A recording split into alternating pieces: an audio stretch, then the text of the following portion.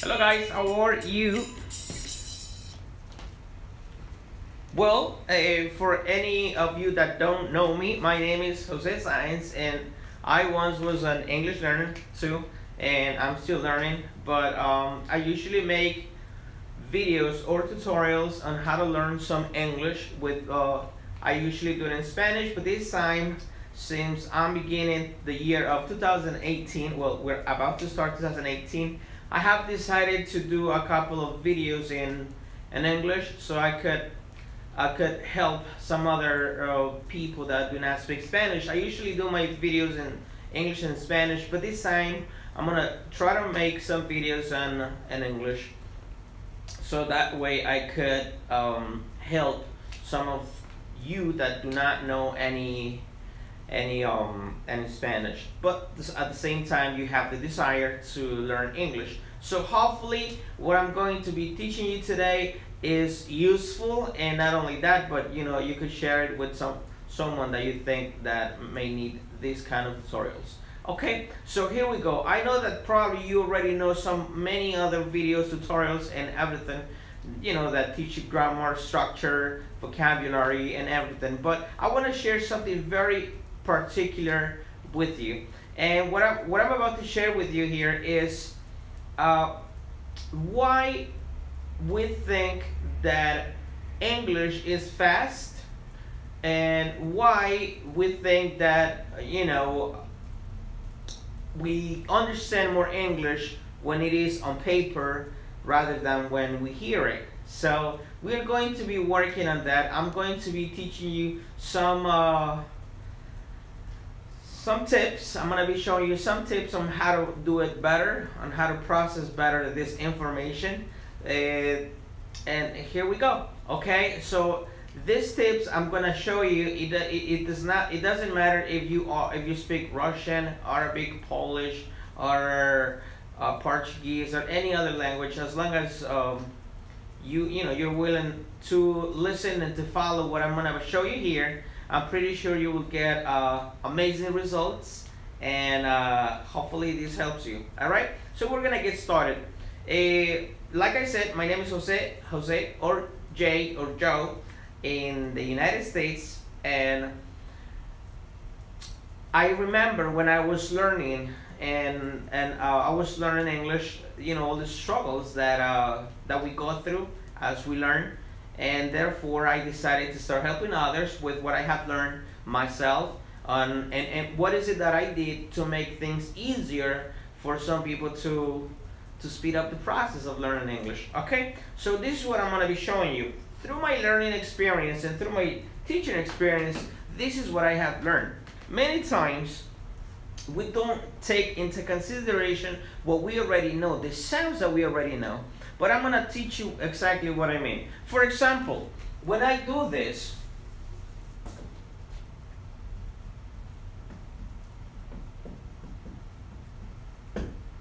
okay, there are certain people from certain nationalities that we say I don't know, which is okay, right? Which is okay. But if we keep in mind that this expression or this phrase here, we could say I don't know, I don't know. So what basically happens is this. Let me show you.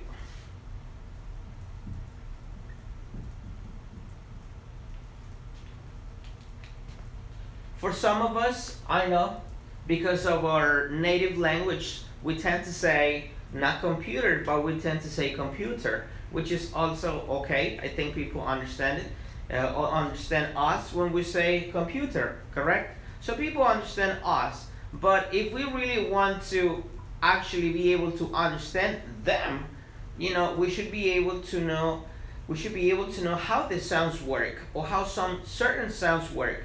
For example, letter T sounds like an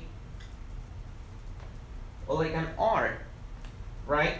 Computer, because we don't really say computer. I mean, there are times where people say that, which is okay, like I said, but I have seen that I would say 98% of people do not say computer, but they say computer. I'm talking about native speakers. Okay, so native speakers say computer. Okay, we also say see you later. See you later is written like this, right? But when we say later, we don't really hear the sound of later, but we hear later. So when we hear later, okay, when we hear later, we're basically sounding the letter T as an R, not as a T in reality, but as an R in sound, but it's only in sound. Okay, now this is very important to keep in mind for all of us who are learning some English and we think that English is fast. So first of all, it's not. Okay, it's only fast if if you're listening to some rap music, then maybe it is fast. But if you're speaking some common, ordinary, regular English, then it's not fast. And I'm gonna show you what happens, why it wouldn't be considered fast. Okay, so pay attention to this. So we have later and computer. Okay, so I know that some of us struggle to say computer or later, and we say later. Okay, but try to practice and try to say later, later, later. Usually for people who speak Spanish, it is easier because we do have ra, re, ri, ro, ru. We do have those sounds in Spanish, so it's a little easier to assimilate what I'm talking about here, right? So, like I said, going back to the topic here, it's not later, but later, and computer, computer, okay? So, what we're saying is this, that letter T sounds like an R, okay? Letter T sounds like an R when we're speaking in sounds, okay? Now, it's kind of funny to think that letter D also sounds like an R, because when you hear people saying, oh, I don't know, so letter D sounds like an R as well, okay? Not all the time, but many times it does sound like an R, and this is sometimes why we get confused, why we don't understand native speakers when they talk to us, especially when we are very basic we are very basic English learners, right? Because it happened to me too. So I don't know, computer, and later. Okay, so that the first step is I called it. Okay, you might not hear it anywhere else, which is fine. I don't care as long as you can follow what I'm talking about. Okay, because this is my class and this is what I'm trying to teach you here. All right, so when you say I don't know, when you say computer and you say later, I call it sound. I personally call it sound awareness, okay? And some of you who are native speakers, you might not even know that this happens when you're actually speaking, because my native language is Spanish, okay? And I have run into people who are Spanish teachers, and they come and they mention certain things that we pronounce, and we don't even since I'm a native speaker, I don't realize that I do that. So it does happen also with native speakers of English. Okay, so this is what I'm trying to say. Sound awareness. This is the first step that you have to take into consideration. It doesn't matter what kind of grammar you know or what level of grammar you know, basic, intermediate, or advanced. Like I said, if you're an English learner, you need to know this. First of all, you need to be aware of sounds. Okay, and this has nothing to do with this very particular class. I kind of forgot the name. I can't recall. I know that there is some kind of preparation in which you just practice sounds. I'm not talking about that. I'm just talking about basic sounds in English, right? Okay. So, like I said, you need to know that you need to be aware that letter D many times sounds like an R, and letter T sounds like an R. So with that being said, we're gonna get started with some examples, and you will see why we don't understand sometimes when people talk to us in English. Okay, so first of all, why for example, so now let's do an example with this. Let me title here example. Let's do another example with this.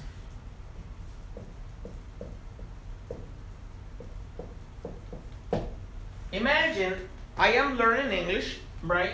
And I say, I need. So this is what happens. Sometimes when we learn English with someone who likes to emphasize the pronunciation of every word, it's good. But the thing is that, for example, here, when you pronounce this word, the word need, many times we have to pronounce it like this, right? Need. So you are learning that the sound, the last sound is d. But what we don't learn is that d plus a, I do this, so it's I need a. So when you speak, you don't say it like this, need, but in this case, you kind of go like this, I need a job. I need a job. So the emphasis, the stress of the sound goes here. I need a job, need a. So you don't say need a, you say need a job. I need a job. Just like when you say, I need a ladder, right?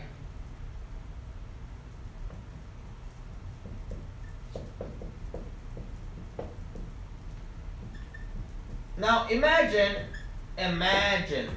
I have another sentence, right? So this, as you can see, this applies not to only to students who are basic, but also for people who are intermediate already. So for example here, because we're doing simple past tense here, okay? So if I were learning English from the very beginning, I would say, I saw you at a wedding, which is fine, all right? But many of you are not really that basic. Many of you, I could say that you have already reached an intermediate or high level of English in your countries, right? If you're watching this video only in English.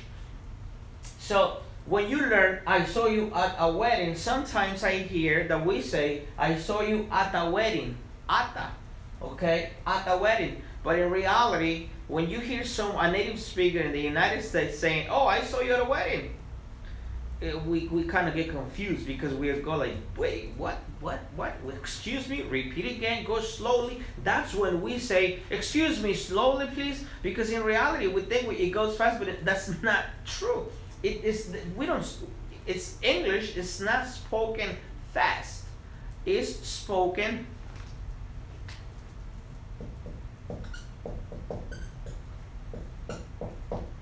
linked. Linked is to do this, to make two into one. In this case, to make two words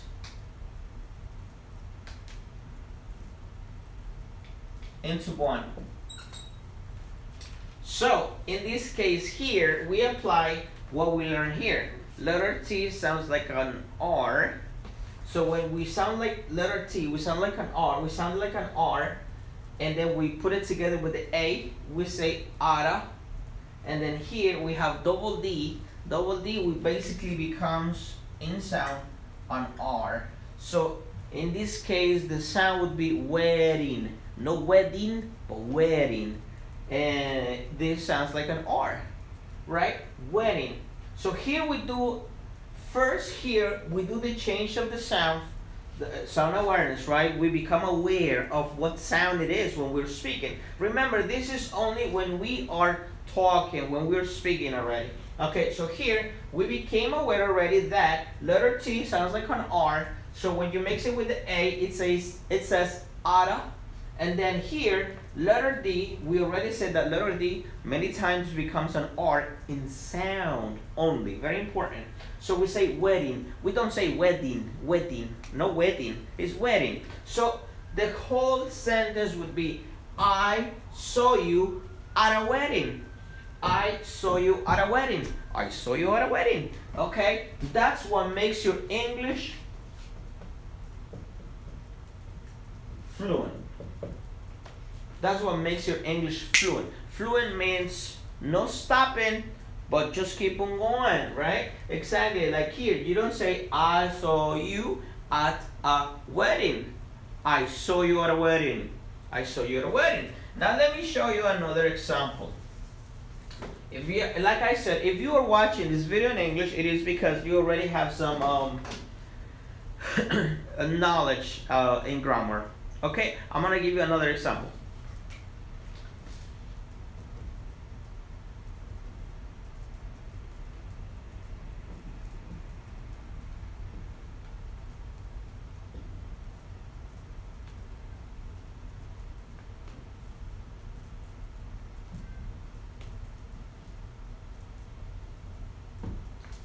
For example, here, many times, right?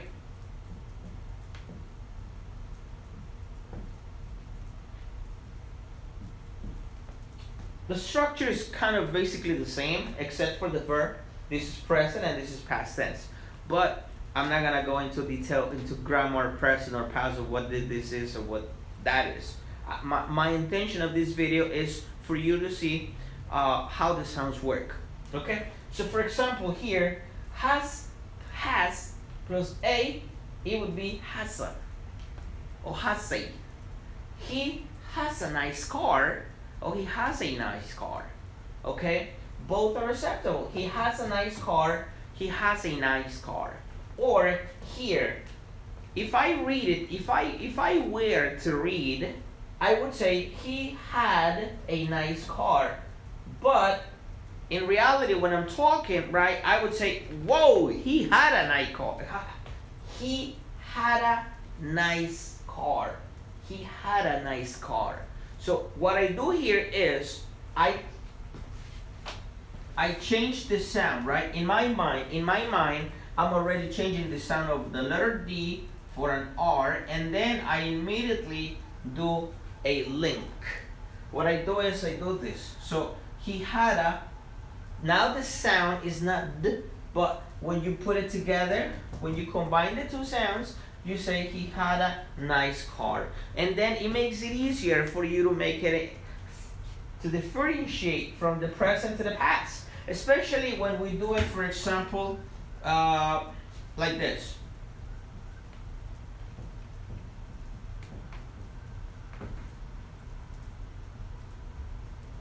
Right? This is the present and this is the past. So how do I pronounce correctly without much effort? And fluently also. How do I pronounce fluently? Well, look at this. Check this out. If it is in present, the sound here is have. So if I put it together here, I would say have a. I have a nice dog. If it is past tense, I need to remember that letter D sounds like an R. So I say, I had a nice dog. I had a nice dog. I had a nice dog. So I have a nice dog. I had a nice dog. Have a nice, had a nice. Have a, had a. Have a nice dog, had a nice dog. Could you see the difference in sound? And I don't really have to worry much about stopping here to pronounce correctly the letter D, so that way I let people know that I want to say this sentence in the past tense. All I have to do is know what sound it's gonna, how is it gonna be in sound, this letter, and at the same time link it. Link this word with this letter and make, we could say, two sounds into one. I had a nice car, and I have a nice car. Okay, so just like this, what I'm teaching you here, this is something that I have learned myself throughout the years of working as an ESL instructor, mostly for basically for anyone who wants to learn, and at the same time as a student, because I keep on learning. But I really enjoy passing on this information to you, especially to all of the students who are many times frustrated in trying to learn the language, because we do get frustrated, especially when we don't get the right teachers, when we don't get the right instructor to help us, you know, achieve this goal, accomplish this goal. I think it's pretty frustrating because we don't, you know, there are people out there who teach just for the heck of it. You know, they don't really enjoy it. And in my case, I really enjoy helping people like you that really want to learn English. Okay, so just tips like this, what I'm showing you here is just a very little bit of what I could do for you if you are really interested in learning more about it. You could follow our YouTube channel, and depending on how many likes we get on this video, I'm gonna start doing videos, tutorials in English only. I do already some tutorials in Spanish, okay, Spanish and English, but if I find an audience that is really interested in knowing more about these kind of sounds, I would really appreciate if you hit a like and maybe share with your friends, because I will start making more videos. I will need, right now we have about 500, almost 500 followers on YouTube. So if I get to have at least 100 likes on this video and a few shares, or actually it would be great to have all of the shares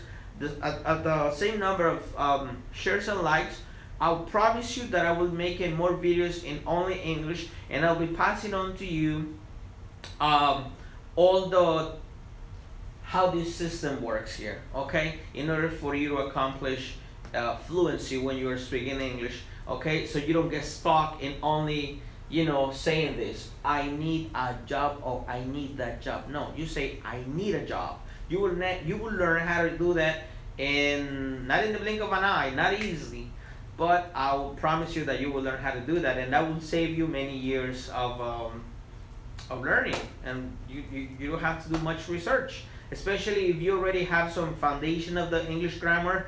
You know, it'll be easier for you. All right, guys, so I'll see you soon. Just for you to just for you to know, we are beginning a new English class in January 2018 online. Okay, all you have to do is go here on this link.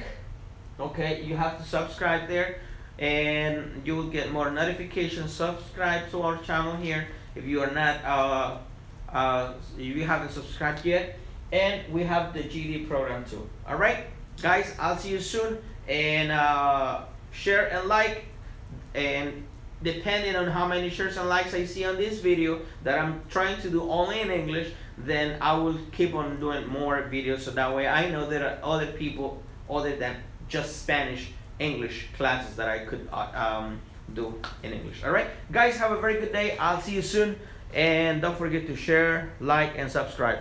Talk to you later. Bye bye, guys.